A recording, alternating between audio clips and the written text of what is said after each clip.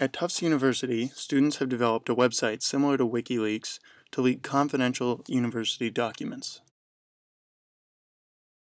JumboLeaks is a Tufts University leaking site that's using the model set down, I guess, by WikiLeaks to publish some confidential university financial documents that we came into. So, in these documents, it came out that Tufts is invested in some companies that, have some ethically suspect business practices. And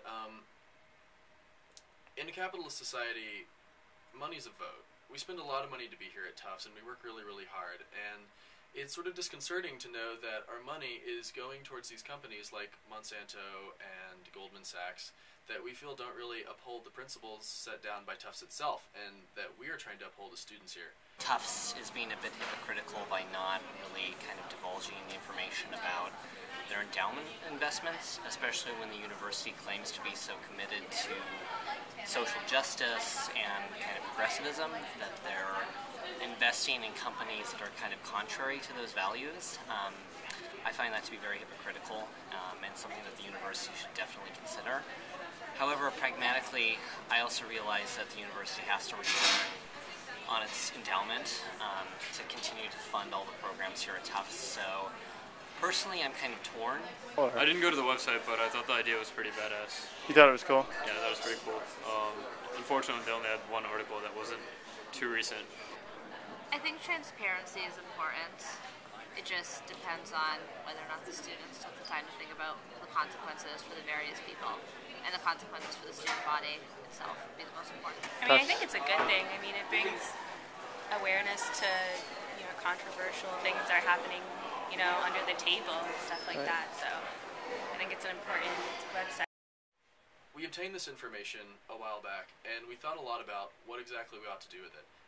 And some more traditional options sort of came into our mind, like, we could create a student organization and lobby the student government and try to get the administration to pay attention to us. Or we could have a big rally and march around and picket signs, and maybe that would do it. And ultimately what we decided on is to use the leak model that most people associate with WikiLeaks. And it looks so far like it's been really, really powerful. It's gone all over the internet, and just being able to publish immediately, it's really using the innate power of the internet that's given to us to publish freely. I remember that the information was something about how some of our money is going to franchises that students were unaware of. And I guess it could hurt Tufts' reputation, but if it's to bring a light to things that are, important to students, I think it's like a good website. I felt that there was no harm. I didn't personally see that it changed too much. I just thought the notion or the idea was great. I would like to see more coming from it, definitely. I definitely see it as a positive, but if more stuff came out in the future.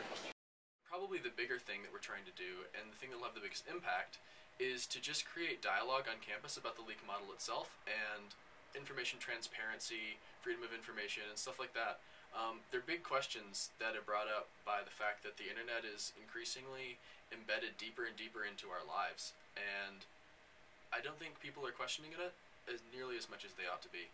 So, in large part, I think the biggest service we can give to Tufts students and administration and anyone else who's paying attention to our story is critically assessing what it means for information to be open and for these universities to do what they do.